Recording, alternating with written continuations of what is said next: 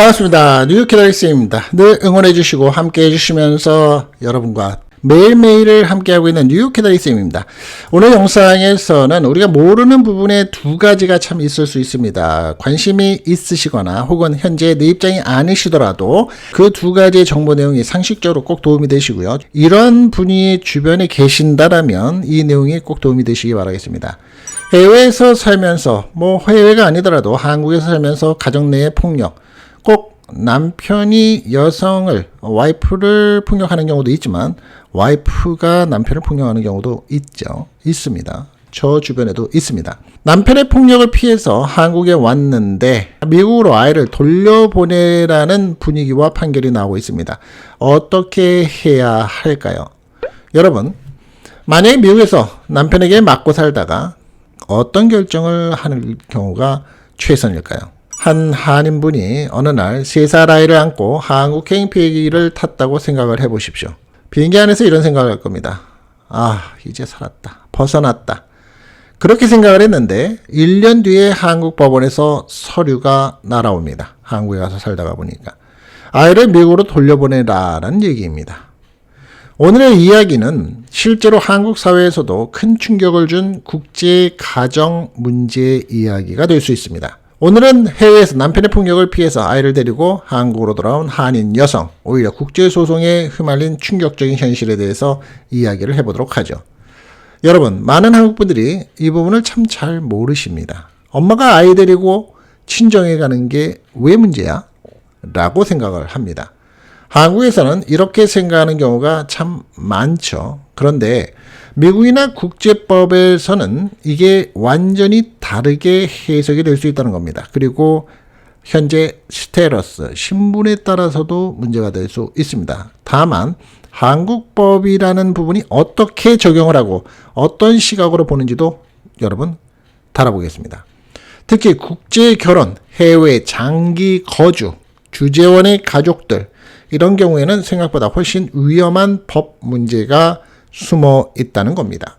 이번의 사연은 여성이 미국의 샌프란시스코에서 살고 있었는데요. 남편은 현지에서 부동산 중개업을 했고 아내는 육아와 직장 생활을 병행했었다고 합니다. 겉으로 보면 우리가 능히 주변에서 볼 수 있는 한인 가정처럼 보이죠. 그리고 단란하고 아주 스탠다드한 한인 가정으로 보입니다. 그런데 문제는 집안에서 시작이 됩니다. 육아 스트레스를 받고 경제적인 문제가 왕왕 발생을 하고 그러면서 부부 갈등이 시작이 됩니다.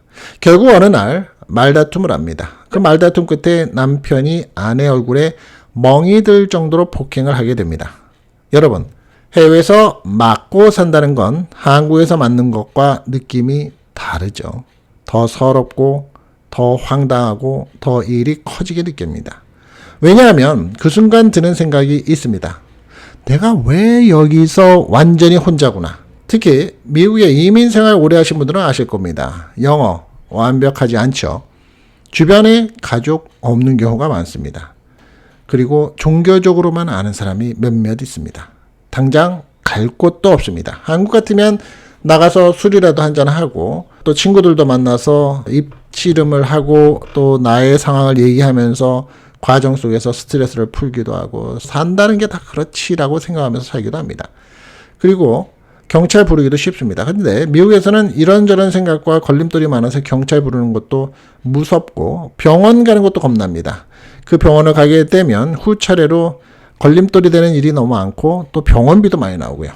괜히 신고했다가 남편이 체포가 되면 생활은 더 어렵게 되는 생각을 해보게 됩니다. 그리고 아이가 문제죠. 아이가 특히 어린 경우에는 학교 부분에 있어까지 연관이 되면 문제가 됩니다. 그리고 싸움으로 일어나서 내가 내고 살고 있는 렌트 어떻게 해결해야 될까? 인슈런스는 어떻게 해결해야 될까? 이런 현실적인 문제들이 머리를 짓누르기 때문에 암암리에 조용히 입 다물고 산다라는 생각으로 지내는 경우가 많죠. 그런데 이 사연의 여성은 결국 남편에게 알리지 않고 3살 딸을 데리고 한국으로 들어옵니다. 아마 비행기 안에서는 이런 생각을 했을 거죠. 이제 끝났다. 이제 안전해. 그리고 한국에서 새로운 삶을 시작합니다. 직장도 구하고 아이도 어린이집 보내고 1년 넘게 생활을 합니다. 아이도 한국 생활에 적응을 하기 시작을 했죠. 이 부분이 참 중요합니다.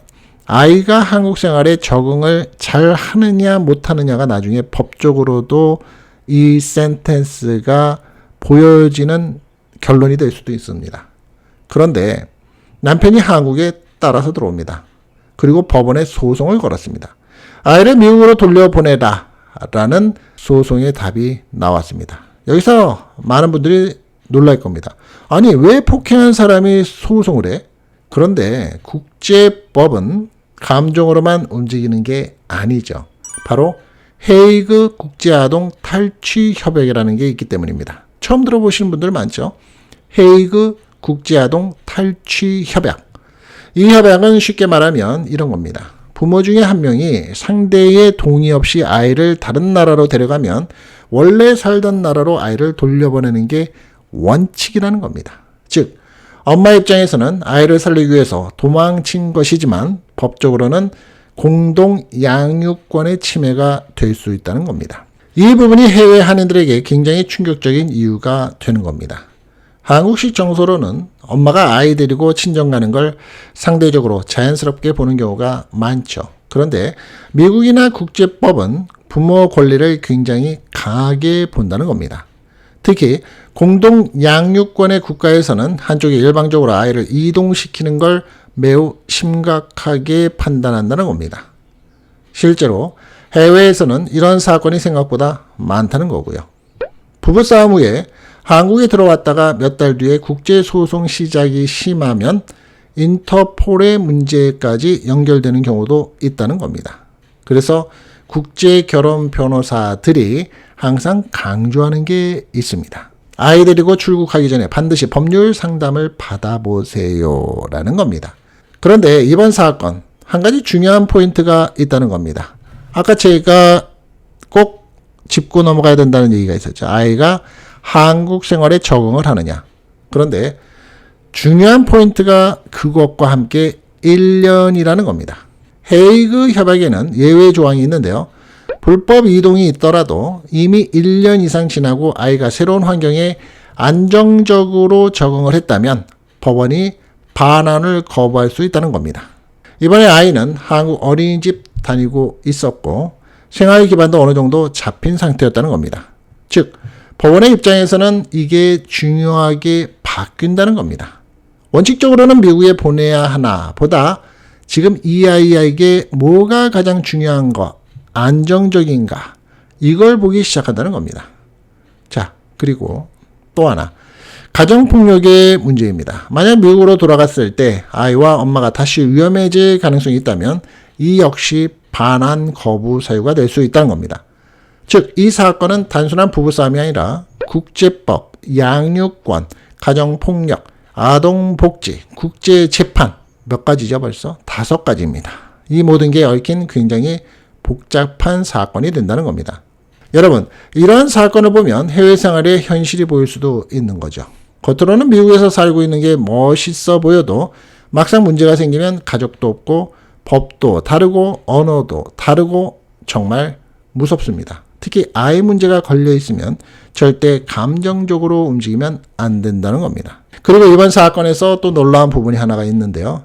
자, 중요한 얘기입니다. 미국에서 있었던 사건이죠. 폭행이라는 게. 근데 한국에서도 처벌이 가능성으로 있다는 것 전부입니다. 한국의 형법은 일정 조건이면 해외 범죄도 처벌할 수 있다는 겁니다. 즉, 남편이 한국인이거나 피해자가 한국인이라면, 그 와이프가 한국인이라면 미국에서 때린 폭행도 한국에서 수사 대상이 될 수 있다는 겁니다. 그래서 국제 가정 문제에서는 증거 확보가 굉장히 중요하다고도 얘기합니다. 뭐가 있을까요? 증거 확보. 멍이 들었던 사진, 병원 기록입니다. 그리고 주고받았었던 모든 텍스트, 문자. 혹시 있다라면 녹음. 혹시 경찰에 신고를 했다라면 경찰 신고 기록. 이런 것들이 나중에 엄청난 결과의 차이를 만든다는 겁니다. 여러분, 오늘 이야기가 남 얘기 같지 않은 분들이 많으실 겁니다. 드러내지 못하고 남한테 말을 못했어도 이 부분 생각하시는 분들이 많을 겁니다. 특히 해외 거주하는 분들, 설마 우리 집은 아니겠지, 이런 생각을 하다가 갑자기 국제법 문제로 번지는 경우가 실제로 많다는 겁니다. 그리고 저 뉴욕 케이스람은 개인적으로 이 사건을 보면서 가장 마음 아픈 부분이 하나 있었습니다. 결국 가장 큰 상처를 받는 건 누구인가요? 아이라는 겁니다. 3살 아이는 무슨 국제법 따위를 알겠습니까? 그죠? 엄마 아빠가 싸우는 거 보고 갑자기 나라가 바뀌고 환경이 바뀌고 그 혼란을 다 견디고 있다는 겁니다. 여러분은 어떻게 생각하십니까? 폭력을 피해서 아이를 데리고 한국으로 돌아온 엄마, 그리고 공동 양육권의 침해를 주장하는 아빠, 법은 어디까지 보호를 해야 하고 아이 행복은 무엇이 우선일까요? 댓글 여러분의 생각 남겨주시고요. 오늘 영상이 도움이 되셨다면 구독 안 하신 분은 구독, 또 알림 설정 꼭 해놓으시기 바랍니다. 매일같이 제가 좋은 내용을 함께 공유하고 있기 때문입니다. 오늘 영상이 필요하신 분들에게 도움이 될 만한 분들이 있으시다면 공유도 함께 해주시기를 추천드립니다. 끝까지 해주신 여러분께 감사드립니다. 뉴욕 기다리 쌤이었습니다. 감사합니다.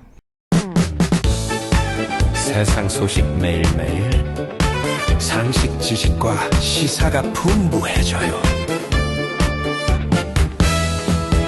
세계 뉴스 어디서 보나요? 궁금했던 이야기 여기 있어요.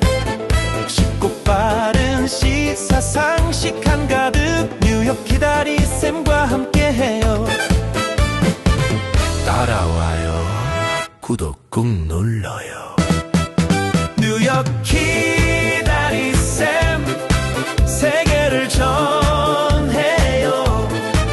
오늘도 내일도 새 소식 가득해요. 좋아요 알림까지 잊지 말고 눌러요. 세상과 만나는 유튜브 기다리 쌤. 어려운 뉴스도 술술 풀어줘.